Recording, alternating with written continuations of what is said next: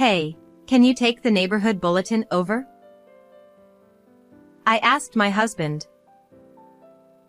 However, he didn't even look at me. Truthfully, I didn't want to go next door. The wife was a kind person, but her husband always had a scary expression. Now that she was in the hospital for a checkup, he was the only one at home. I didn't want anything to happen, so I wanted my husband to go instead, but he wasn't listening. Reluctantly, I took the bulletin and went next door, ringing the doorbell. The door opened, and he appeared with a stern look on his face. I brought the neighborhood bulletin. Even when I said that, he didn't respond. On the contrary, he scanned the surroundings, as if checking if anyone was around.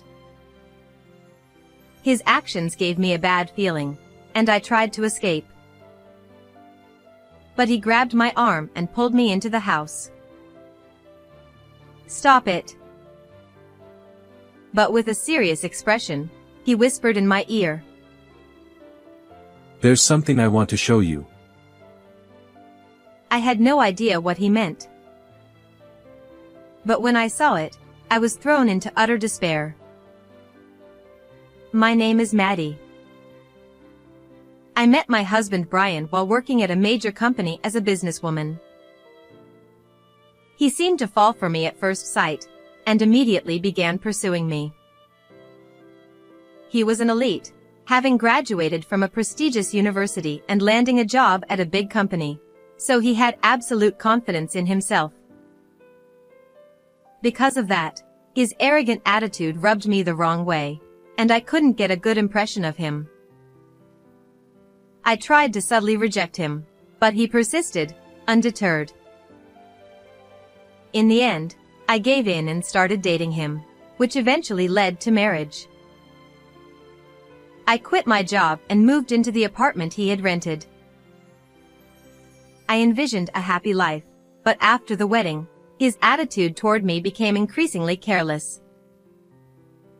For example, whenever I watched the news and shared an opinion, he would sneer at me and say, "You don't understand anyway, so just stay quiet."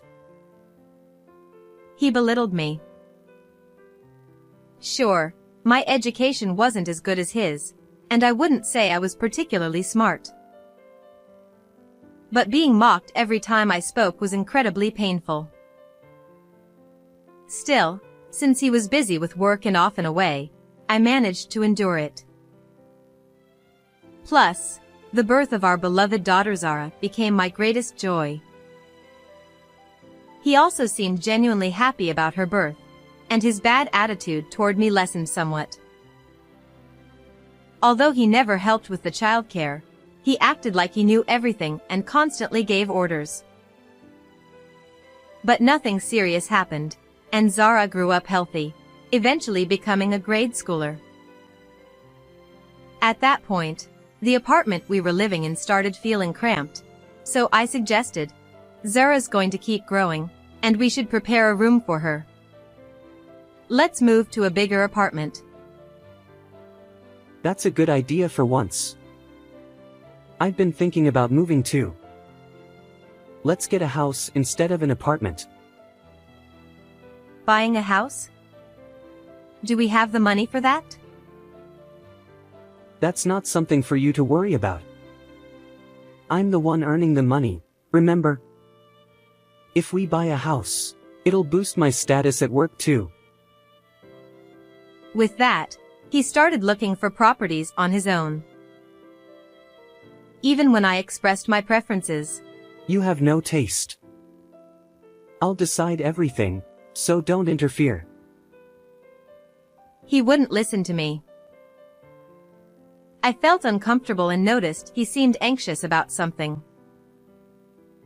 It was a little while later when we decided on our new home. A 10-year-old house had just gone up for sale near our current apartment. When we went to see it, it was in a quiet residential neighborhood, and the 2-story house was clean both inside and out, so I really liked it. However, the price was a bit over our budget, so I begged my parents for help, and we finally set a date to move in. I couldn't wait, but for some reason, my husband had a troubled expression. Despite his initial confidence, he now seemed distant, giving half-hearted responses. "Hey, you've been looking down lately. Is something wrong?" Nothing. That was all he would say. However, I interpreted his change in attitude as a positive thing, thinking he was simply feeling the pressure of having to pay the mortgage. "Hey, I'm thinking of getting a job.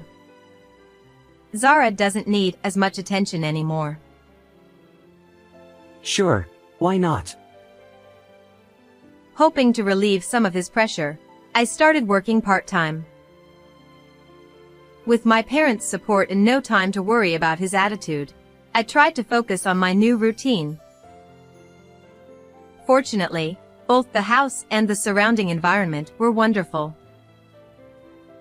There weren't any noisy neighbors, and there were many children who attended the same school as Zara. The local community welcomed us warmly, and I had no concerns about our life here. Best of all, our neighbor was kind and often helped us. She was a big woman who drank frequently, with streaks of gray in her hair, and always laughed loudly. She seemed to be well liked in the neighborhood, known for being a helpful lady. On the day we moved in, she came over and spent about an hour talking to us about the local community and neighborhood relationships. Her children had already left the nest, and she now lived with her retired husband. She called it her retirement life and would often come over to give Zara little snacks as gifts. Zara adored her, running to her excitedly whenever she visited, eager to talk about school and her friends. While she was lovely, her husband was different. In contrast to his sociable wife, he was a quiet man with short, graying hair and tanned skin. His brow was always furrowed deeply, and his mouth set in a straight line. He had the appearance of an old-fashioned, stubborn father, and when I greeted him, he barely responded, often glaring silently. He was small in stature but had an overwhelming presence that even the other neighbors seemed to avoid. According to his wife, he used to work in construction and now enjoyed gardening in his retirement. She laughed heartily, saying he was just shy, but I couldn't shake my discomfort around him. My husband felt the same way. One day, he came home complaining. "Hey, what's with that guy next door?" "What happened?" "Nothing. But he keeps glaring at me from a distance. It's creepy. I don't want to get involved with people like him. You shouldn't get too close either." Sure, he was scary, but his wife was genuinely kind. Sometimes, Zara would go over to their house to play. Honestly, I was worried about her being there with him, but I figured it was fine if his wife was around. Besides, with my part-time job keeping me busy, I was grateful for the help. My husband wasn't involved in parenting, and my parents lived far away, so I couldn't rely on them.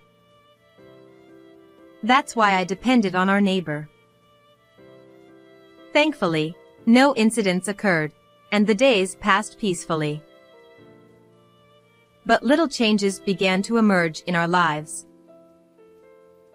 One day, after coming home late from work, I found the house empty. After waiting a while, Zara came home looking guilty. "Hey, Zara, you've been coming home late recently. What have you been doing?" Nothing. I've just been at a friend's house. She avoided eye contact. In the past, she would come straight home from school, eager to tell me all about her day. Her change in behavior planted a seed of unease in my heart. What's more, she had been going over to the neighbors even when the wife wasn't there, meaning she was spending time alone with him. Worried, I tried to warn her, but she wouldn't listen and started avoiding me.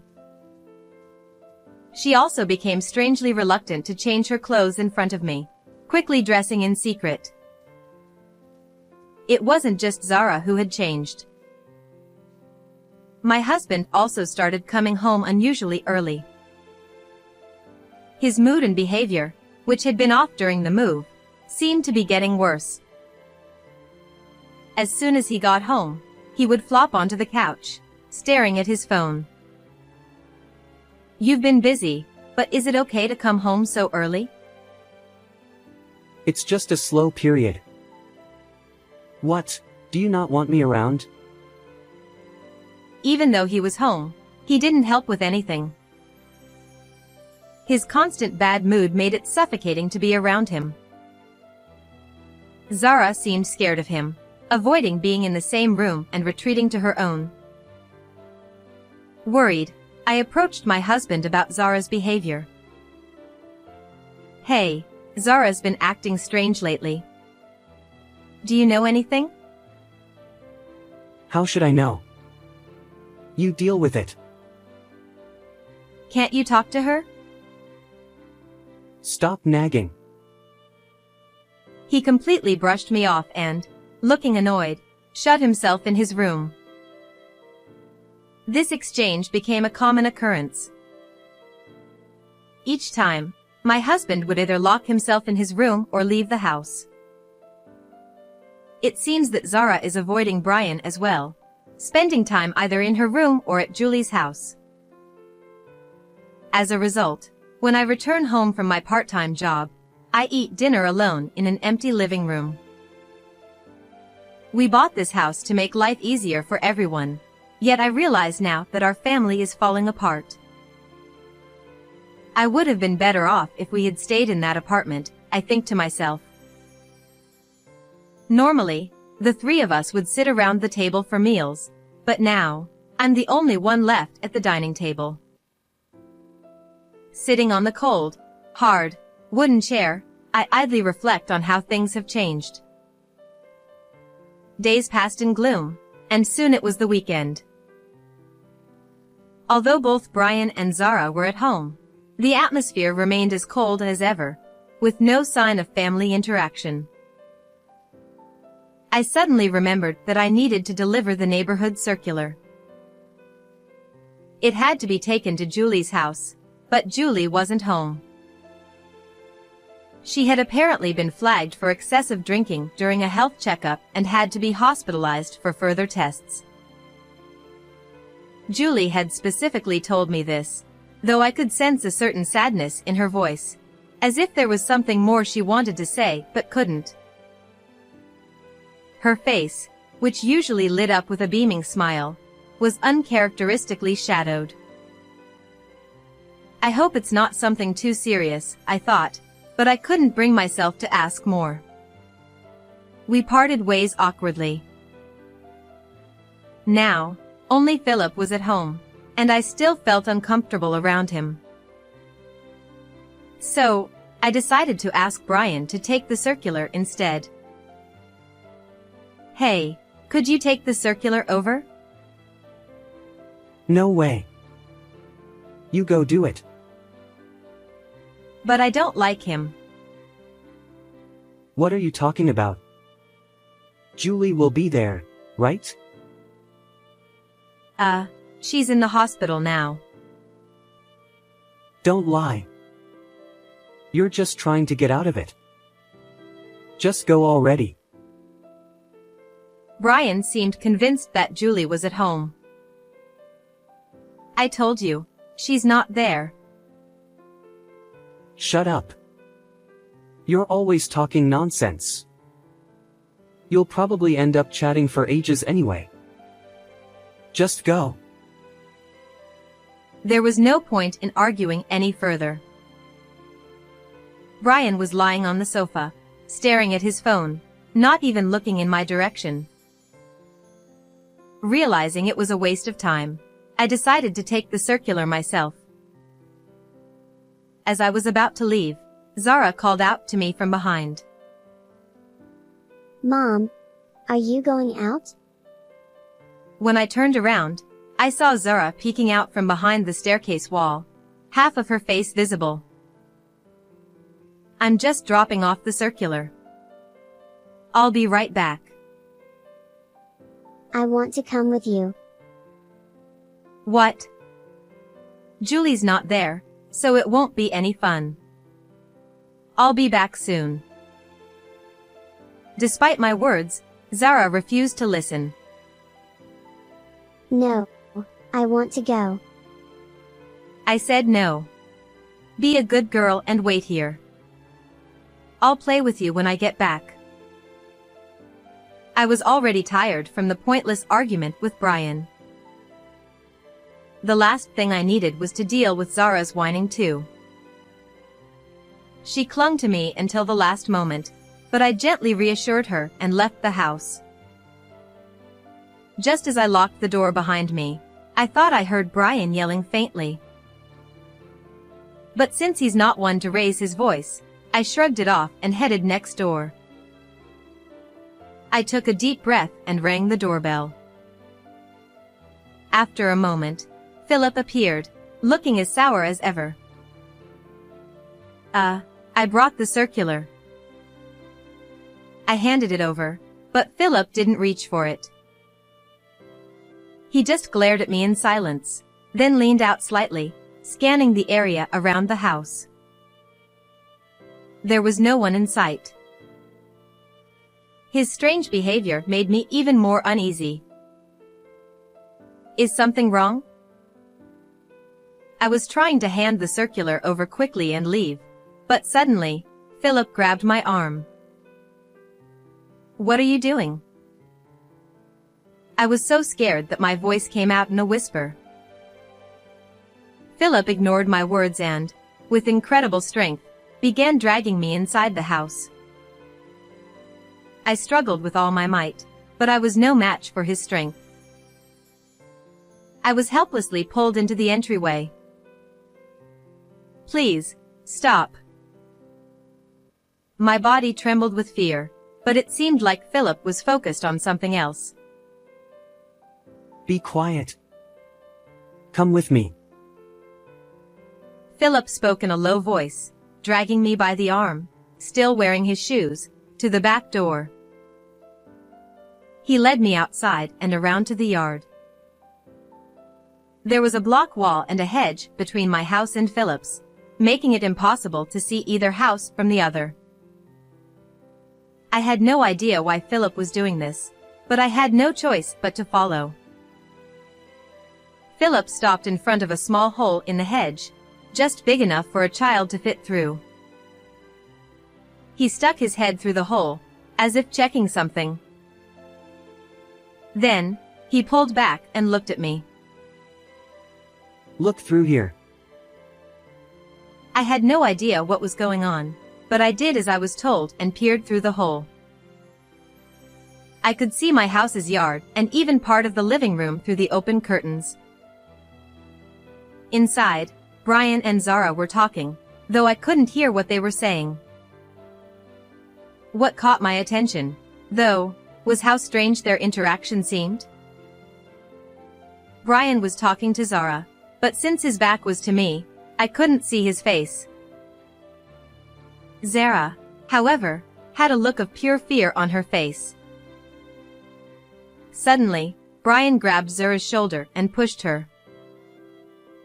What? I whispered to myself. But that wasn't the end of it. Brian raised his hand and struck Zara, who was lying on the floor crying. Zara's face was red with tears as she tried to crawl away, but Brian grabbed her clothes and hit her again. I couldn't believe what I was seeing. Brian had never been a great husband, but he had never once raised his hand against Zara before. I stood there, frozen, unable to speak, my hand covering my mouth. I wanted you to see this. You wouldn't believe me if I just told you. Startled by Philip's words, I looked up at him. His face was twisted in fury as he glared at Brian through the hedge, veins bulging at his temples. Could it be Zara? Overwhelmed with concern for Zara, I left Philip behind and rushed back to the house. As soon as I opened the door, I heard Brian shouting, Go ahead, tell your mom. See what happens. At the same time, I heard Zara sobbing. I ran to the living room without even taking off my shoes. There, I saw Zara lying on the floor, with Brian towering over her.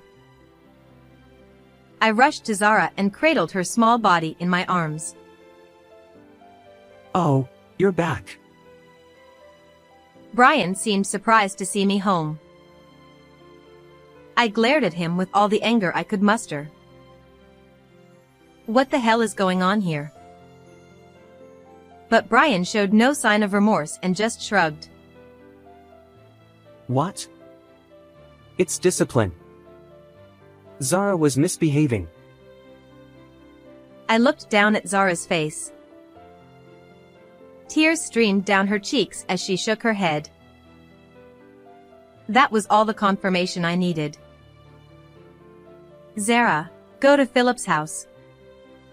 I'll be fine. Zara ran out of the house. What? I'm the bad guy here. It's your bad parenting that made her like this. You've never even helped with raising her, so how can you say that? My words seemed to hit a nerve. Shut up. You think you can talk to me like that when you're nothing? I'm sick of being treated like a fool by everyone. Brian charged at me, and in my fear, I ducked down. Brian tripped on the carpet and fell towards me, our foreheads colliding with a loud thud. Ouch! What the hell are you doing? Brian shoved me away while holding his forehead. I stumbled, overwhelmed by the sudden impact, and collapsed onto the floor. Brian's face turned red, his eyes bloodshot, and he glared at me while breathing heavily through his shoulders. I won't forgive you anymore. Muttering those words, he lifted a wooden chair and aimed it at my head. Dizzy, I couldn't get up or escape. This is it, I thought, resigning myself to my fate, and squeezed my eyes shut tightly. My only wish was for Zara to be safe. But at that moment, the front door burst open, and a thunderous voice echoed through the house. Surprised, I opened my eyes to see that Brian, too, was taken aback. In an instant, the living room door swung open, and there stood Philip. Who the hell are you? How dare you barge in here? Shut up. Do you even realize what you're doing? You should be ashamed of yourself. Without hesitation, Philip charged at Brian. Don't you dare lecture me, you lowlife. Brian roared angrily and hurled the chair with all his strength at Philip. It struck Philip square in the face. He recoiled for a moment, but unfazed, he lunged at Brian, grabbing hold of him. Stop it. Let go of me. Brian struggled desperately, trying to wriggle free from Philip's grasp, but he couldn't budge. Philip hoisted Brian into the air and slammed him down hard onto the floor. He then pinned Brian down, twisting his arm behind his back. It hurts. Stop, please. Brian screamed in agony, trying to escape, but Philip had him locked in a hold, unable to move. Maddie, call the police now. A large bruise had formed on Philip's forehead where the chair had hit him. My dizziness had subsided a bit, so I stood up and immediately dialed the police. Even as we waited for them to arrive, Philip didn't release Brian. 10 minutes later, the police arrived, and Brian was taken into custody. Philip and I, both injured, were taken to the hospital by ambulance as a precaution. Zara, who had escaped to the neighbor's house, was left in the care of a nearby mom friend. While on the way to the hospital, Philip explained the situation. Zara had confided in Philip and Julie about Brian's violence about a month ago. At first, neither of them believed her. They knew us well and couldn't imagine domestic violence in our home. They assumed Zara was sulking after being scolded by her parents. But one day, while Philip was tending to his garden, he happened to witness Brian's abuse through the hedge. That was when they finally realized Zara was telling the truth. However, Zara seemed afraid of Brian finding out that his violence had been exposed to me. When they pressed her for more details, Zara revealed that Brian had threatened her, saying he would do even worse things to me if she told me. Philip and Julie were torn. They considered going to the police but weren't sure if outsiders' words would be taken seriously. Besides, if the police came to our house, Brian would likely lie his way out of trouble. If that happened, they feared Brian's violence towards Zara would escalate. Philip wanted to tell me, but Brian was always at home, and I was often out working part-time, so the opportunity never arose. Time passed, and both Philip and Julie grew increasingly frustrated and anxious. Today, they finally got the chance they had been waiting for. Philip was prepared to risk his own life to protect us if necessary. I should have acted sooner. I'm truly sorry. After finishing his explanation, Philip bowed deeply in apology. Please, you don't have to apologize so much. I'm just as guilty for not noticing what was going on. I felt disgusted with myself for being so oblivious. In hindsight, Zara had been giving me signs all along. Even Julie had subtly tried to warn me. But I ignored it all and went on living my carefree life. I'm more sorry for causing you injury. I hope it's not serious. Oh, this? It's nothing. I dealt with worse when I was younger. He smiled as he said this, and for the first time, I saw a different side of him. My impression of Philip changed significantly in that moment. While we were being examined at the hospital, Julie arrived. I heard what happened. It sounds awful. Poor thing. Julie had been in the hospital for a routine checkup and, upon hearing from the nurses that Philip had arrived, rushed over. Thank you so much for protecting Zara, I said. Julie shook her head sadly. No, we couldn't do anything. If we were younger, we would have been able to act sooner. Getting old really stinks. When I told her about Philip dragging me into the house, Julie laughed loudly. Oh, I'm sorry. That man is so bad with words. He still tries to act cool, even at his age. He must have scared you. I'm so sorry. Hearing Julie's hearty laugh made all the fatigue of the day melt away. Luckily, our injuries weren't serious. However, as the police investigation began, Zara underwent an examination at the hospital. It turned out that she had numerous bruises hidden under her clothes, evidence of the continuous abuse she had endured. Brian was arrested, and I was questioned as a possible accomplice. But thanks to testimonies from Julie and others, my innocence was quickly proven. As the police dug deeper into Brian's life, more of his secrets came to light. It turned out that Brian had quit his job long ago, around the time we decided to buy our house.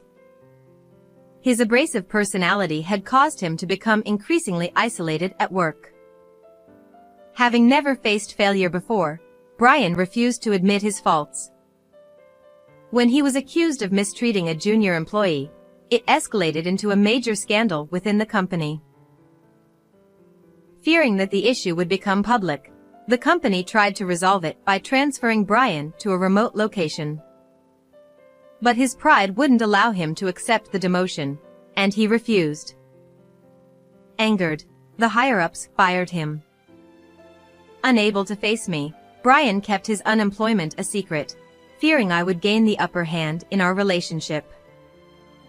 He thought he could find a new job quickly, but that didn't happen. Desperate, Brian turned to gambling as an escape. At first, he won and managed to pass it off as his salary, but recently, he'd been losing. To cover the losses, he borrowed money. Having hit rock bottom, Brian took out his frustrations on Zara. I was overwhelmed with shame. If only he had confided in me sooner, we might have found a solution. But it was too late. Brian went to prison, and I divorced him. His parents apologized to me and took on his debts, paying me alimony as well. For now, I'll be able to get by financially, with support from my own parents as well. At first, Zara seemed shocked, but thanks to the people around her, she soon started smiling again. I considered moving, but Zara didn't want to leave. She said that staying here meant having Julie and Philip close by, and her school friends lived nearby too. So, we stayed. Julie is still in good health, and she dotes on Zara like her own grandchild. Since that day, Philip has also started greeting me with a warm smile. At one point, I didn't know how things would turn out, but everything is now resolved. I'm grateful to the people around us and living a peaceful life. How was today's story? Please don't forget to subscribe to the channel. See you in the next video.